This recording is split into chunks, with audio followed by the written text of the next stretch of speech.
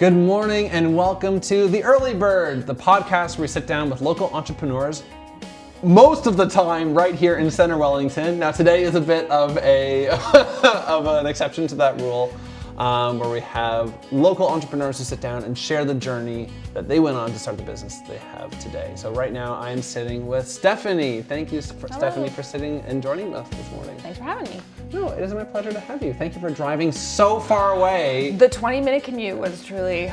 Well, I'm very glad, because I know that sometimes you've been pushed back about, are you local? Is Arthur local? I think it is, but I'm the outsider, so maybe I'm not allowed to make that call. Maybe you're right, because we're the in-group. You guys are the... True, I guess we're the outcasts. That's the thing. So we are going to be working, exploring her journey today about how she began a small little project out in Arthur that has grown ever since. Before we begin, I want to let you know that today's episode is brought to you by Two Birds Marketing. Two Birds Marketing is me! You've just met one of the two birds who owns Two Birds Marketing. We are a local marketing agency that works with local businesses to create custom plans to accomplish the growth that you want for your business.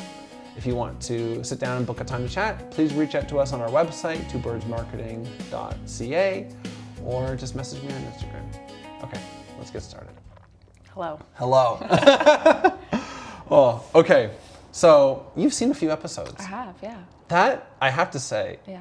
makes me feel so happy. I feel like a lot of the time, I feel like that's a sign, oh, we're building momentum here. People are actually listening to the previous, because the first few times, every week is like a reintroduction. You're like, okay, so here's the podcast, here's the vision, but you're already well familiar with it. Yeah, I got it. And now that I've said that, it's going to go horribly wrong. I know. Now that you said that, you've dug your own grave. But you'll know that sometimes we begin with, or every day, every podcast, we begin with an activity of some sort. I'm thrilled. Oh, I'm excited. Oh, I love to hear that. So today's episode is going to begin with the Get to Know You Blitz. Okay, cool. So the Get to Know You Blitz is when I'm going to ask you as many questions as possible. You can say pass if you want, but that question, it won't count toward your total. Right now, I believe the record is 14 questions by Man Vo, owner of Freshbox Market. Yeah. So he did that just 3 or 4 weeks ago. I'm highly competitive, so so I came to win. Okay, I'm excited. I hope you win. I have high thoughts for you. Let me tell you, it is not fair at all. Some people, I've given them a string of only one-word answers, like yes/no questions where they can fly through them, and others I've given them much more longer ones. So I really don't want you to feel like if you lose. What is the meaning of life? Yeah, really, there's no consistency here. Okay, but Alicia, you're gonna put 1 minute on the clock. What? Didn't he get? He did, but then he answered too many. Do you want 90 seconds? Okay, no, it's okay. Okay. I can deal. Well, this is what we'll do. We'll do the minute. We'll see how far you get, because I'm really happy with these questions. Okay, great. So maybe what I'll do is, I'll just ask them, and we won't just later on. We won't be sprinting at full speed through them. Okay. Are you ready? Ready. Okay, and are you ready? I'm ready. Let's do it. Okay. 3, 2, 1, go. Are there any misconceptions about lavender? Yes, that it's easy to grow. What's the most popular lavender product? Ooh, we don't have one. That's really, it's wild. It's just all over the place. All over the place. Did you choose the farm life, or did the farm life choose you? Chose me. How early does your day usually start? Usually about 6 o'clock when my 9-month wakes up. Is also waking up at 6 o'clock? Yeah. Very fair. How long have you and Steve been operating the farm? We did a test plot in 2019, planted the main lavender in 2020. How long did you want to be a lavender farmer when you were 10 years old? No. What did you want to be when you were 10 years old? Ooh, I think it's just a teacher or an actress. What's the first thing you spend your money on when business is going well? Myself. What's the most peaceful spot on the farm? Ooh, sitting between the row. Sorry. Are there any specific rows that you're like, oh, this is the one? No, just whatever feels right in the moment. In the moment? Yeah. What's one thing people... Oh, no, didn't even... I love your answers. You did such a great job. Oh my gosh. I'm gonna ask this last one anyways, just for pure curiosity. Do it. What's one thing that people romanticize about farming that isn't true? I think people just generally think I'm in a sundress with a sun hat, frolicking. Sprinting through the field. No, but people are always the sound of music. Yeah, people are always oh, you must be so calm working here. And that, no, that's not really, it's still a business and it's still, I guess when I look at the farm, I often look at like what has to be done versus the glory of the landscape or like the beauty. I'm like, oh, there's a weed. I guess there's you're that. right, because anyone who comes and appreciates the land, which I know that's a huge piece for you guys, connecting with the land. And they're so detached from the operations of the business. Which is what we want. Which is what you want. You want them to show up, see the beauty of it, enjoy the beauty of it. But you probably have this filter on as you're looking at the farm and you're like, oh, that's in the wrong spot. That needs to get fixed. In 2 weeks, we have to work on this thing. Yeah. Part of my job is like to pay attention to all those details so that other people don't see them. Does that take away from your experience at the farm? Well, we live on the farm. Yep. So I would say during our busy season, like in the spring and the summer, like it becomes a workplace. So like even now, like my kid is like, let's go play soccer. And I'm like, yeah, sure. And I'm weeding as we're like, good job, son. Yeah. Toiling away in the field. Toiling away, sweating your brow, the whole thing. Yeah. So I would say like during the spring and summer, which is the heavy outdoor period, it shifts it. It doesn't take it away, but it shifts that like level of enjoyment. Yeah. Do you find like, would you have a piece of advice for any entrepreneur who is so connected to their workspace? Yeah. I would say it helps that we're seasonal. Like if we had all year round, we had our home open to the public, I don't think that would be sustainable. It's just not, you just can't turn off. You can't turn like that part of you. You're always like, oh, who's coming down the laneway? So I think if there's a way for you to like block it out so that you do have like time where you're on and time where it's just your space, it's just your home. That's really important, especially if you have kids, right? Yeah, like, of course. Yeah, you also for their sake as well. When I was reading on the website, it said that you in the duo are the dreamer. You're the visionary. Totally. You look down the road. What's your invasive question time? Go. Are you a people pleaser? Ooh, well, I'm the oldest. Oh, how many? And I'm just two. Just two. But like I'm the oldest and I'm female, so like I think that also true. Also fair. Grew up in the 90s, we were all kind of trained a little bit to be people pleasers. Very true. I think that like as a business owner, one of the things that I like fight with is like making sure the business is working, but also making sure customers are happy. But I think like a year or two in, I really realized like the customer is not always right. Yeah. And that's painful because I feel like we were really like, that was ingrained. The customer's always right. You always make the customer happy. Sometimes you can't do that. Bend over backwards, even though. The reason I asked is because I remember, and so I'm wondering how much overlap there is here, but I used to work with, or run programs for kids. Yes. And I remember as kids came in, I would worry so much about like what their experience was like, but also not even theirs, the parents, because they came in, they like viewed the facility, that it looked like, especially with youth, I was like, I was afraid of like, I wanted it to look like a happening place, especially when you're a kid, you're so afraid of what other people think of you, and so you want it to seem like a happening place when people come.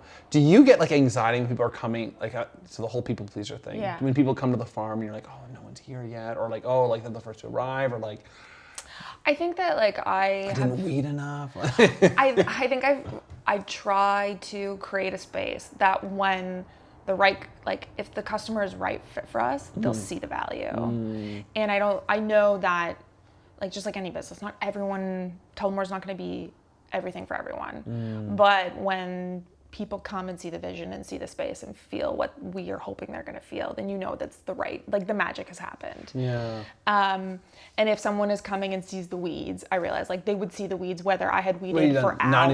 99% of them, or yeah. And my hope is that if they see the weeds, then maybe they're surprised or delighted by something else. Even if the weeds do distract them, that there's another element they're gonna find, interesting, beautiful, rewarding. Yeah. Or it might not. Yes. Wow. That was like a fairy tale answer. That was like beautiful. I was like, oh my gosh, drawing the right people in. They'll see the weeds and they'll admire them because it makes it They'll real. love them. Yeah. They'll love the weeds. Look at that dandelion there. Love that guy. But like what's interesting too, like what a weed to me might not, like my kiddo loves a dandelion. Like truly loves a dandelion. So it gives you a different appreciation of like, sometimes your worldview is not what everyone else's is. No. And especially because you guys have bees. We don't. You don't have bees. don't have but you bees. have you have a whole thing about bees on your... Because bees love lavender. Because bees love you. Ah, the Yeah. bees chose you. They do. So a neighbor of ours has a bunch of hives. And so it's very interesting. I'm going to get nerdy here for a second. But please. Early in their season, we have a lot of native pollinators. So a lot of butterflies come in seasonally. Like they've like found us and we're a stop on their path, right? Oh. A lot of bumblebees, other native pollinators. And then honeybees are actually...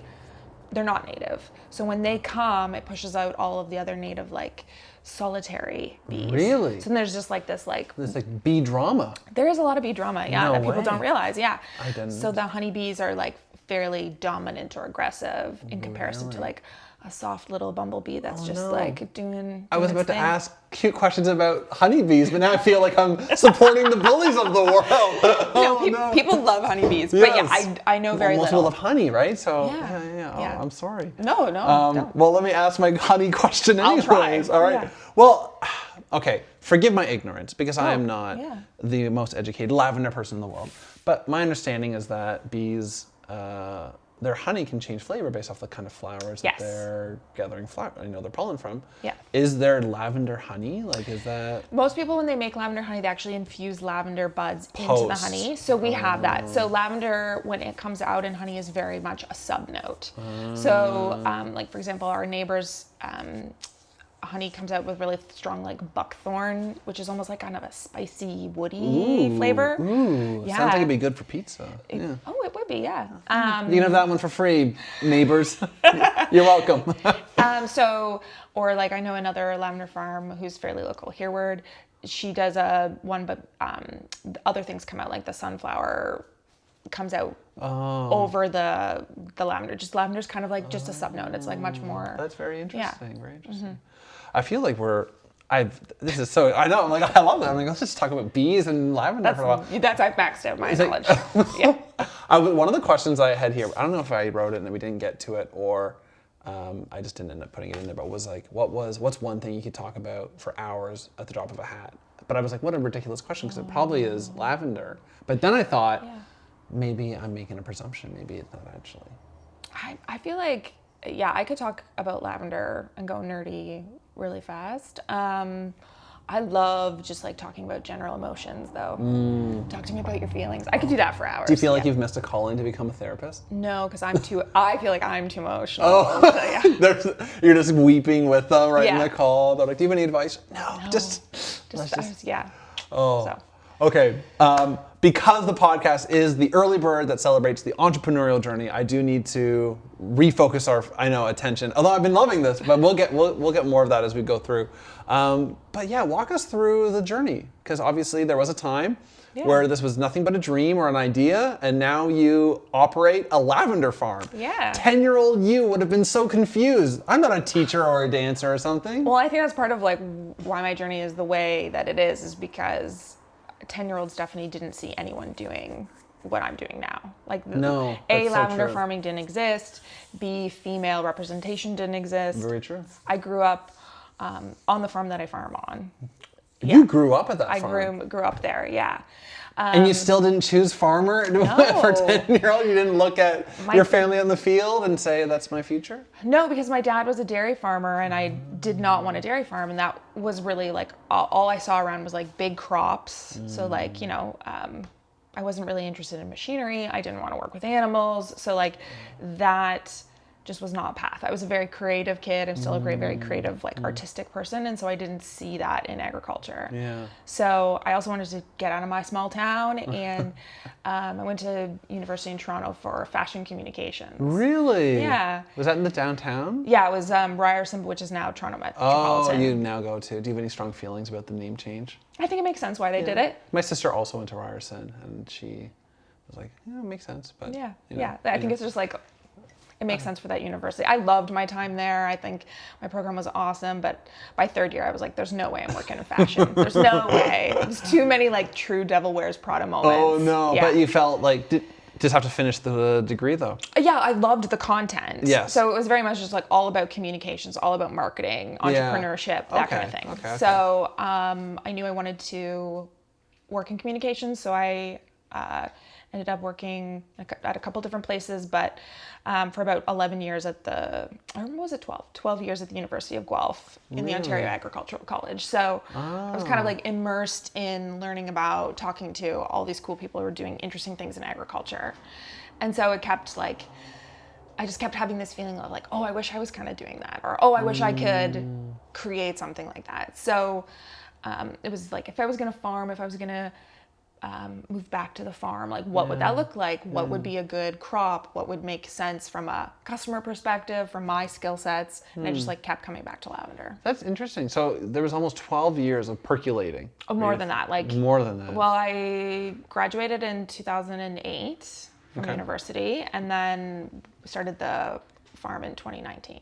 Wow. Yeah. And so this whole time you're just like, maybe. I would say like the last like 10 years, I was like, oh, this is kind of like something I was thinking about. And then probably 5 years before I started the farm was when I was like just joking with friends or like doing research. Joking, but you're also sort of like reading into their responses. You're like, how much would you pay? Is that a crazy idea? Or? Yeah, exactly. Yeah. Was there a moment? So the farm is your family farm?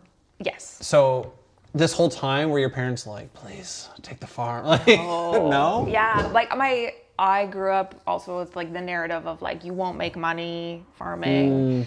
Like because it's dairy farming. Like I didn't want to wake up at 5 a.m. Like, well, I mean, no one really does that anymore. But no one does that anymore. I know, that was representative of all the tasks that are done. Like I know the machine, I'm assuming, is the one. But But yeah, I don't even remember the question now. I don't know. Yeah. But you know what I am going to say? Just because it's on my mind. We got my daughter because she's 5, similar to your boy. Nice. And we got her, she's so, this is going to sound crude. I hope this doesn't sound crude.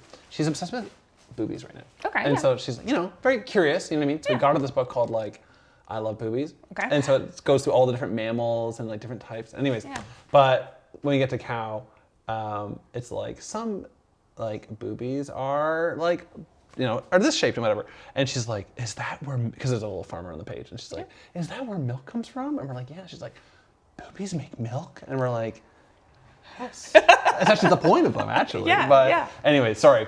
Just wanted to share that random fun fact with you. She's going to hate you in about 10 years when she finds this episode. That I've been talking about her love. Sorry. Shout out, future daughter. I love you. I'm sorry I did that to you. But is it not the job of a parent to embarrass their kid from time to time? Yeah. I don't know, most parents go in willingly, like being like, I'm going to embarrass them. But I have a list of like, do you remember that one time you... Anyways, no, you were sharing with me about like the farm, kind of like the impression you had growing up, your parents talking about, like, I didn't want to, all the labor that's involved, and also like, not a ton of money involved. So you said you were sort of dissuaded from the farm life growing up. But I was wondering, were they like looking to pass off the farm at the time that you were sort of getting interested in it? I think that at that point I had acknowledged and realized like what a beautiful place it was. Like it's truly like, I'm deeply biased, but like it's a beautiful property. There's a creek that runs by. There's like a little old orchard. That is beautiful. It's kind of like set up on a little bit of a hill, and I had traveled a lot of places and been a lot of, existed in a lot there's spaces, and I've never felt as calm and as relaxed as I am there. And like big old trees. And so there's like this magic of this place. So I was like, I want to keep the magic of that place. And so I think there was a discussion always of like, would you be willing to sell, or could I come back and could we purchase, and would you, because it's also being like, hey, get out. Yeah. Go find somewhere else to live. See you later. Yeah. So I think with any transition in a farm, like it takes a lot of time to kind of work through that. And sure. Yeah. And you said you kind of, the impression I got is that lavender just kind of naturally became the presented to you, or sort of like you could have landed there naturally. Why? Was it just? I think, so lavender is this amazing thing in that it, if you think about it, it's one plant. So I needed to learn how to grow one plant really well versus being like a vegetable farmer or another flower farmer. You have to learn about all but different types of plants. Right. Lavender's great because you need a very small landscape. So it's a 90-acre farm, but I only have about 2 acres. I was going to ask, do you have the the rest right now is in wheat. And so do you lease it out, or is it? No, we. It's still in the family. It's like contract farm. So we work with someone else who has all the machinery and ask them to do certain things, and then Okay. But lavender is also it's shelf stable. So once you harvest it, you dry it or you make it into essential oils. So you're not an apple farmer where you're I gotta sell this before it goes bad, or a tomato farmer, I gotta sell this before it goes bad. Yeah. So there's shelf stable there, and then it's used in all these amazing ways. So you can use it in decor, you can do self-care products, beauty products, you can cook with it. We love the culinary side of it. So it's amazing that it's one plant that provides all this opportunity for creativity, for use in your daily life. Yeah. And I find that really exciting. That is very interesting. You made me think of, you're right. If our harvest of blank is ready, we have to get it moving right away. And I remember when Man was on the podcast, he would say, if there's 2 weeks of this kind of weather, I know I'm getting phone calls from a bunch of farmers who are like, you need to come pick up this stuff right now. Yeah. Whereas that's not the world you're operating in. Yeah. So it's a very short season. So we're open. We also open the farm for agritourism or experiences. So that's a really crunch time for us. So it goes from bud to fully bloomed out, most of them within a month. So this year, really? I'm not sure when this podcast is when airing. Will air? Probably by Friday, or if things are really busy, Monday. Yeah. So June 25th is our opening day, and then August 2nd is our close, because then we want to make sure we are harvesting everything at the right moment to do essential oils. Because we're so small scale, we want to do everything as perfectly as possible, or do it as harvested at exactly the right stage. But if you harvest it all, no one wants to come to a completely farm. Empty farm. Yeah. You're right. Yeah. So I wanted to actually get on that because your farm it feels like, as I have navigated your online presence, it feels like it's very experience oriented. It is, right? Which is not the typical farm experience. Is not show up to my farm unannounced and tell me and start looking at things. But it seems like you've got lots of programs and activities and things that all happen there. What made you lean into that direction? It kind of goes back to that time when I was working at the University of Guelph. There was a big discussion within agriculture, and there still is, about the idea of having to educate the consumers about where food comes from. And I always felt like that was backwards, in that you are still a business and you still, if your customer is asking for something, you still need to meet that customer with what they want, or try to provide that. Or there needs to be a little bit more negotiation. It's not this is why we do it and you're going to have to deal with it. And so when I was envisioning Tullamore, it was I want it to be authentically a farm, that people see and experience what we're doing. And so they're beautiful experiences, they're really thoughtful experiences, but they're not fake. They're very authentic in that those are our plants, or you will see my staff harvesting while you're there. Sometimes we'll have essential oil actually distilling. And so it's experiential in a couple different ways of seeing the farm actually exist, seeing the actual bees that are there. A lot of people will get there and be I didn't know there'd be bees. You didn't tell me you bees? That's why we talk about it, because it's a working farm, and it's life is messy, and sometimes that farm is messy too. But then we do things like golden hour picnics, where we try to make it as lovely as possible while still being authentic. Was there a first program that you put out there where you're okay, this is it, we're doing this now, we're inviting people? Did that ever happen? Was there ever a big moment? Yeah, we our first year open, we launched our festival, which we're doing this year as well. So we've done it 3 years in a row. It's on June 27th. You should come. And I think more information on the website. Yes, we kind of created this event. We sold a few tickets online before, and then so many people showed up. And it was lovely, but this moment of holy, like holy bananas. But like that's exactly what you would want, right? Totally. That's amazing. So this army of people show up. Yeah, and like it was just such a lovely, joyful, like I don't know how to say, like respectful, I guess is the word, but like when you open up your home and your heart essentially to hundreds of people and they come and they're enjoying it, and like we didn't have to pick up garbage after, like it was just like this like amazing experience of like people getting it, people enjoying it, and you're like, oh yeah, okay, this can work, like we can make this happen. Really? Yeah, because when you're inviting people to a space, you never know how it's going to turn out, but here was like hundreds of people that were just like all so lovely to each other. It was kind of a magical day. Is there like a lavender community that like is very like, oh, hold on, I feel like I've awoken something. Is there a lavender community? There is a lavender association. Oh. Yeah, so there's like a formal community of lavender farms. I think there's like maybe like 80 or 100 lavender farms in Ontario. So that sounds big, but it's actually pretty small. Ontario's huge, yeah. So, and then I have like my lavender peeps, like a few other lavender farmers, and yeah. Sorry, that is interesting. But what I meant to say was like among the lavender purchasers in the world, like your gang. What's it like? So you've obviously created a very cultivated experience for people when they get there, right? It's about like experiencing these things, being able to do these things, but it's like interwoven with lavender and the product. And is that what they wanted? Like, is that very common in lavender spaces that people are like, oh yeah, like come do yoga in the field, like, you know?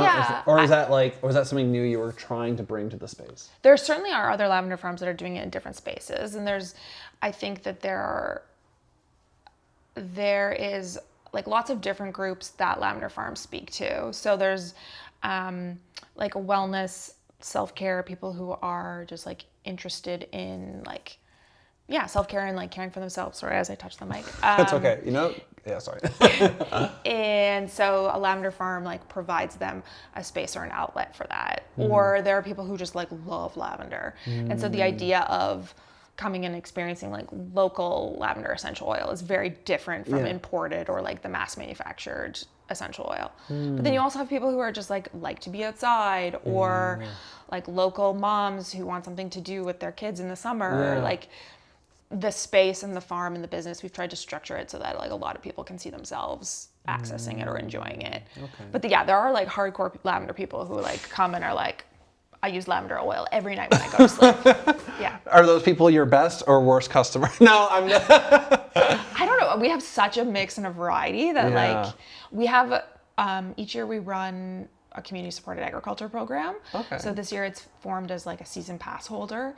But these are like people who come week after week or can come as many times as they want during our season. And so those become our like VIP community. Right, because they're pretty regular. Yeah, and they like know the space, they know the products that they like, they get 20% off the shop for the whole year. Oh man, these natural plugs are perfect. I like you direct too. eye contact. I know you too could be a VIP member. 20% off. But I think that that's really important for us too as a business, because those people become like, they will say to us like, oh, I didn't really like that, or I really enjoyed and this. This vested trust in their word because they have gotten to know you so well and the business so well. Yeah, and like they're the people who like, well, you send off a marketing email into the universe and then they respond like back to that.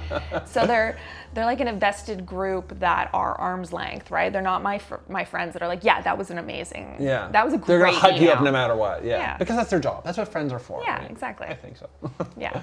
Do you find like, as you have been operating more, like you've been gaining more friends? Like has your social group increased since you've... I have a lot of like customers who've come back year after year and I feel like akin to them, or like I feel a friendship, or like maybe I'm an awkward human, but I would never be like, do you want to hang out after this? Like it's weird though, because I will know all these business owners and I'm like, I'll say to Lauren, I'm like, am I their friend? Are they my friend? Like, I don't know. Is this friendship? I don't know. Yeah. And so we recently did make the jump to ask one of our guests, it was one of their staff who is always at the store, and we got along with him so well. We're just like... Oh, is this the bookstore? I can neither confirm nor deny. Okay. Anyways, Steph, we were like, do people call you Steph, or is it always Stephanie? I take both. You take Steph or both? Stephanie. Okay. Yeah. We were like made the jump. We were like, can we have your number? Like Lauren and I were like, we approached him. We're like sitting in the car, hyping ourselves up. We're like, we're gonna go in. We're gonna ask for his number. We're gonna like ask him to hang out with us one day. Yeah. We still haven't gotten to that point yet, but we got the number. Okay. We've secured it. There But you go. yeah, I know. I wonder. I'm like, are we friends? Like, what's the You and I just client- met, so I think it's too soon. Is it too but soon? Oh. we're friendly. We're friendly. Oh, Yeah. I didn't mean specifically. I was making a joke. We're not friends yet? No, not yet. Okay, all right. I know what you mean, though. Yeah, I always feel like that barrier for me feels, I don't know, like there's a power imbalance of some sort in that moment. But like, just for me. But no, it's true. And it's like, I don't want that person to feel like they need to give me things. Like even like when we do the podcast, people like they'll be like, oh, we got you this thing or this thing. Like, you don't have to. Like, you know what I mean? Like, I don't. Yeah. It's like, so you're right. The power imbalance. Like, they're the business owner. I'm the purchaser. I'm the customer. But I also don't want them to be like, oh, I'm so indebted to this person. Like I'm a VIP when I walk in. Like, it's me, the guy who had you on my podcast. So like, hang it, give me good things now. You know, have like that intense podcaster energy. Yeah. I know. So. That is an interesting thing though, because there are like there are certain customers that come in and I'm like, I like that person so much, but then I guess I've never gone past that barrier. Mm-hmm. I've never asked for the number, and maybe that's just saying more about me than anything else. Than about the other people. Well, my encouragement is ask for the number.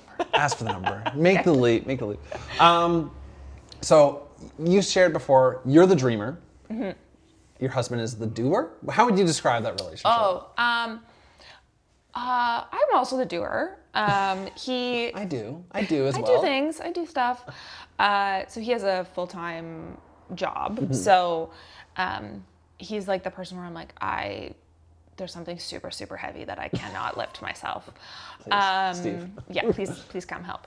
And I think like any dreamer needs a realist, and any entrepreneur needs someone that's like in their corner. So like he's fundamental to the business, in that like I could not do it without him, but the business would not exist without me. Without you. Yeah. You had to be the one to capture that. I think you're so right, though. I feel like so many times, like again and again, like cause so many small businesses begin as usually a husband-wife duo, right? Like not all the time, but like I find like even in the times where it's one of the two members, the other one is still that counter actor. Sure. You know what I mean? Like that counterweight.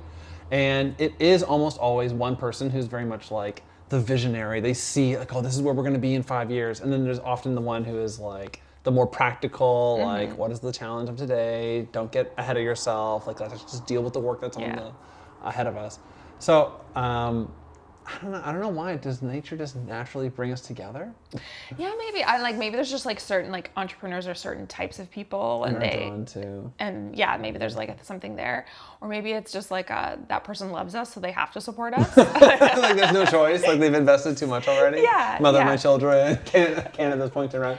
Yeah. Sorry. So how long? So you said you opened up the doors to the farm for the very first time in 2000. 2023. 2023. Yeah. I thought it was 2021 for some reason. Yeah. I'm sorry. No, it's fine. Okay. And then since then, you've now, so this is year 3 or year 4? Year 3. Year 3. Right. Yeah. What are some of the things you'd say, like what were the big milestones from that big first launch till today? I actually feel like some of the biggest milestones happened even before that, because like we planted the mass infrastructure like up the farm kind of in most of the plants in 2020. Okay. And then we did a lot of physical upgrades in 2020. Was it 2023? Did we open it? No, sorry. We opened in 2020, 24, 25, 26. We opened up in 2024. Look, it's not just me. Look. It was 2024. 2023, okay. I quit my job, my full-time job. So that was a big milestone, because then I had a whole year of like getting the farm ready to be able to bring people to it. Amazing. So I was like making products, doing the farming all on the side, had a child at the same time, and I was like, this is too much.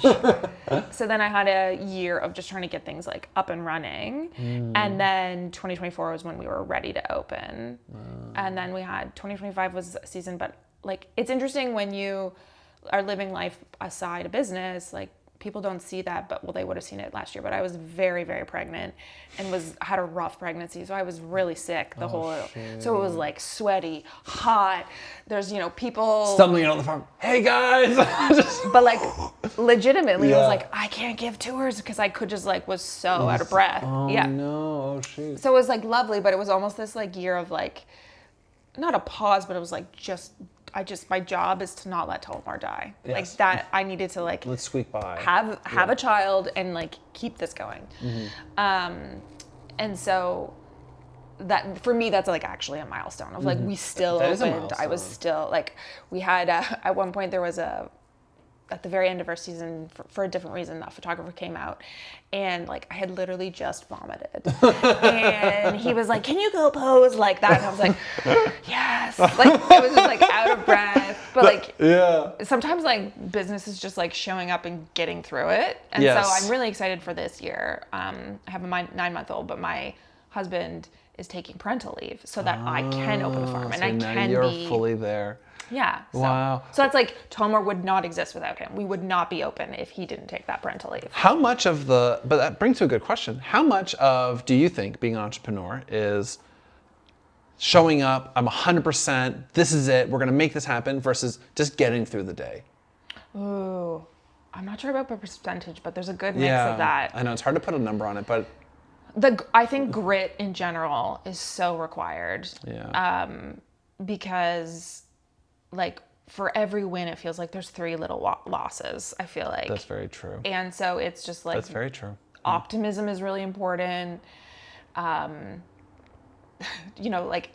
and maybe it's just like a will to survive, like you said, like just like keep going and like believing in something. Like I do think you have to be a little bit foolish. I was going to say, yeah. I don't want to put the word out there, but I'm going to. Do it. But I was like, I feel like there needs to be in the person a delusional optimism. Yeah. Like just so committed that it's going to work, we're going to keep moving forward. Because even when you think about like your other businesses that you work around, would you want to buy, I don't know. Would you want to buy products from someone who's like, I don't know, it might work, it might not. Like, I don't know. For me, like, I want to work with people who like are excited, like they've just invested everything into what they're doing and are like not apathetic, right? Yeah. They're not passive about it. Like they're like, this is it. We're gonna make this. Like that's what I'm excited about, especially as a local. You wouldn't understand.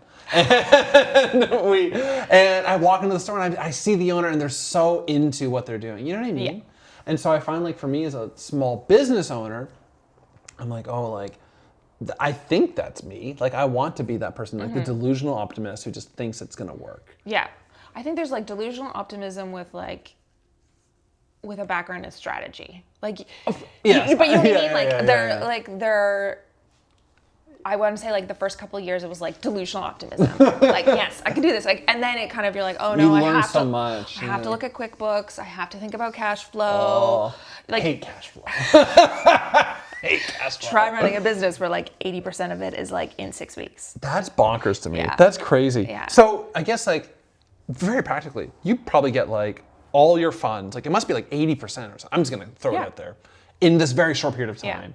And then you're like it's just like just barely, like all right, like Clawing I through was the gonna rest of say the like year. what does like this season look like as you're ramping up? You're Yeah. like we barely have anything, like you know, like Well, and that's part of why we did the lavender share or like the community supported agriculture, because like in the spring we just like money is just like flowing out. Yes. And nothing is coming back in. So that's part of why we did it, was to just like help a little bit with cash flow. Of course. And part of why you release tickets early is for our For events, yeah. is for cash flow, but like, you know, people want to plan, but also like for us to be able to like book certain things or yeah. So a part of it is for the customer and part of it is strategic to just try to like keep the money somewhat balanced. yeah.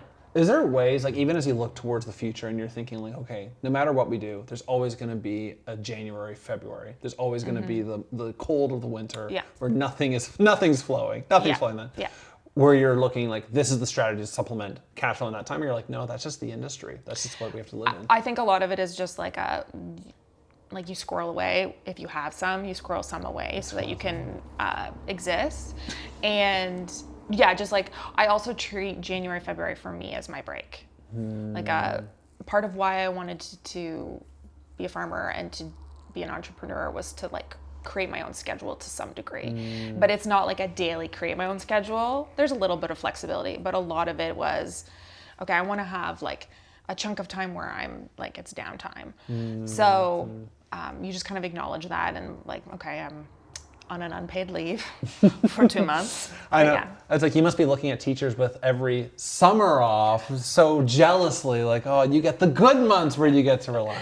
Yeah, I think my mom was actually a teacher, and I think part of why I wanted to farm was because like my mom was home with us when we were kids, and that was like so lovely, and those are some of my best memories. So yes, I'm working, but like as my kids get older, like they can be with me on the farm, and No, lots of respect for teachers. I always say to our kid, 3 of their 4 grandparents were all teachers. Oh, so neat. it's like we're very pro teacher, very pro teacher. They give so much to us.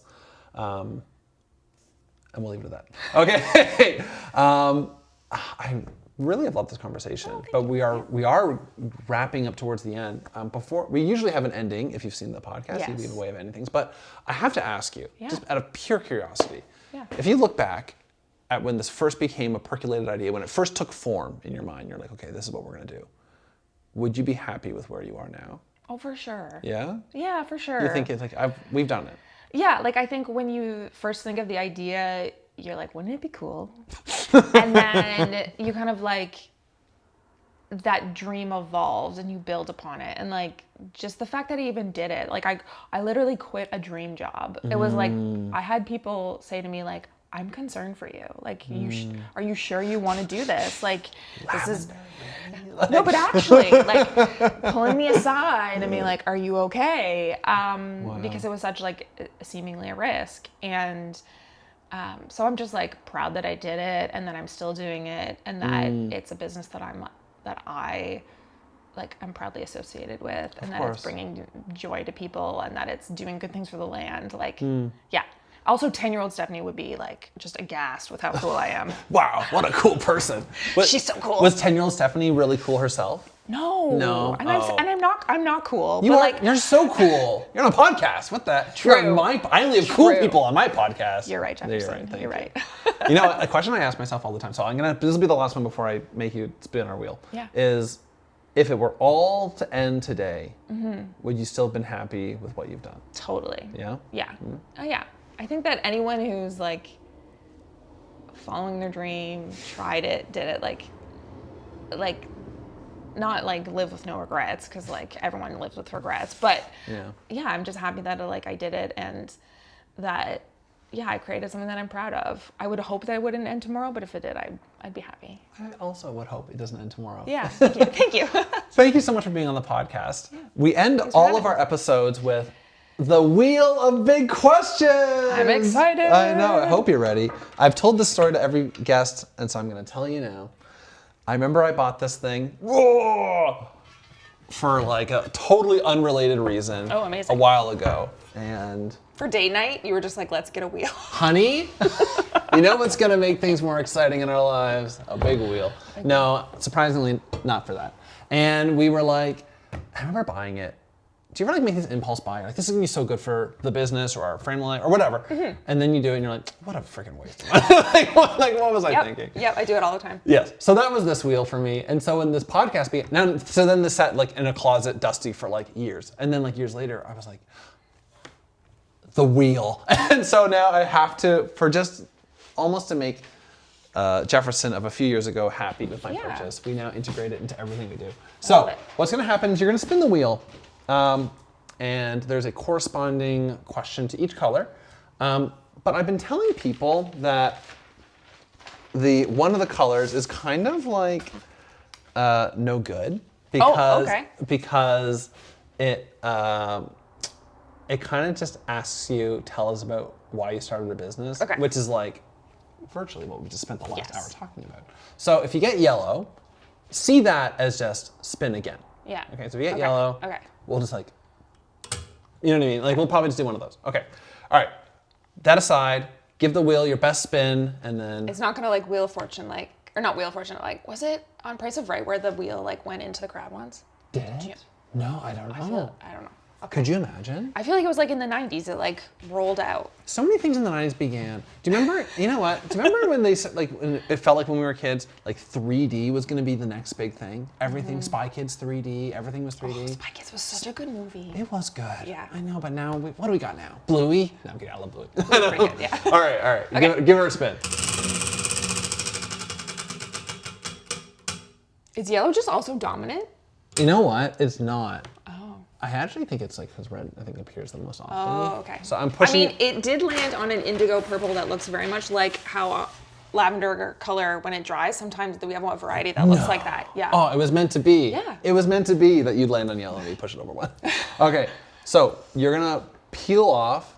So you got blue. Okay. I think it's the dark one. Yep. So you're gonna peel off dark blue. Okay. And then there'll be a deep question underneath. Oh my gosh. Am I not doing it No, right? you're doing it perfectly. Oh, okay. No, it is both. Most of our guests do a terrible job. I'm just so impressed by you. Except I just ripped it. Oh, that's okay. No, that's okay. Hope you didn't. Oh my gosh. Oh, okay. Oh my gosh. You're the only guest. All other guests, this is a message for you. Why every time you peeled it, there was always remnants everywhere? Look what Stephanie just did. It's my strong farming hands.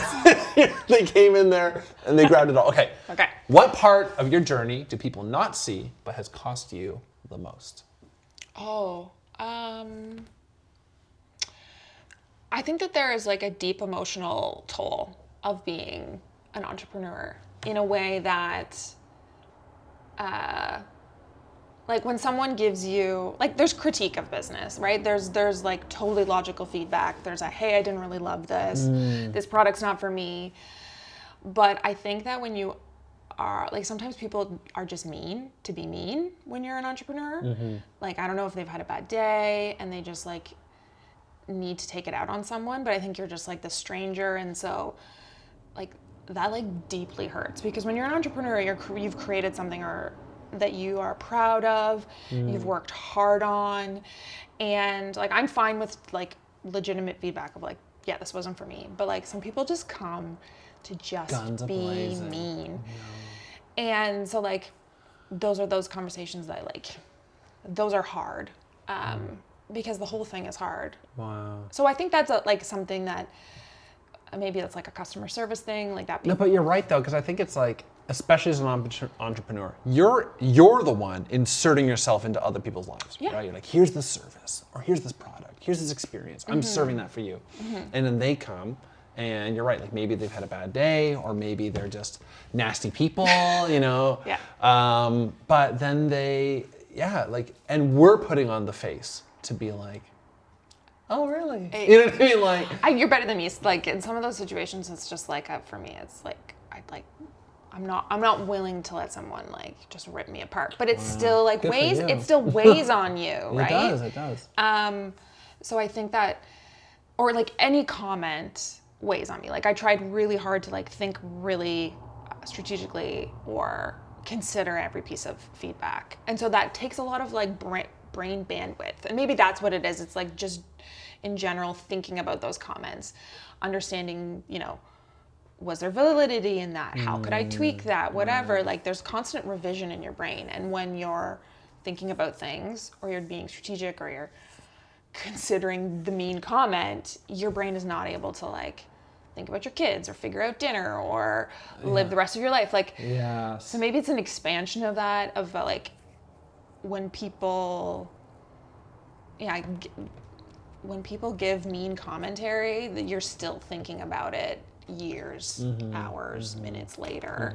And that costs you because it's like hard on yourself, but it's just taking your mental capacity away from other things that are important. Especially even like, not even business things, but you're right, like family. And like, I would say my piece of advice for any entrepreneur is the more you can, especially in this world, like, because I totally get what you're saying. I've been there. And it's like, the more you can compartmentalize and put those things and say, you know what, like that happened there in that world, and I'm shelving it for now, but I'm gonna be now present, or I'm gonna do this thing, the better you'll do, I think. Yeah, you're right. It's like you learning that skill of being able to turn it off. Like that's probably an ongoing. That's something I need to work on. Yeah. Who doesn't? Yeah. Us people pleasers, us millennials, screwed. Baby boomers. Okay. Thank you so much for sitting with me for this podcast. It really meant a lot to us.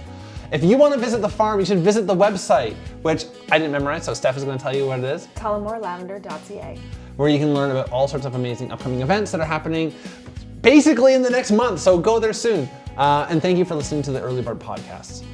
Thank you. Thanks for having me. No, it was a pleasure.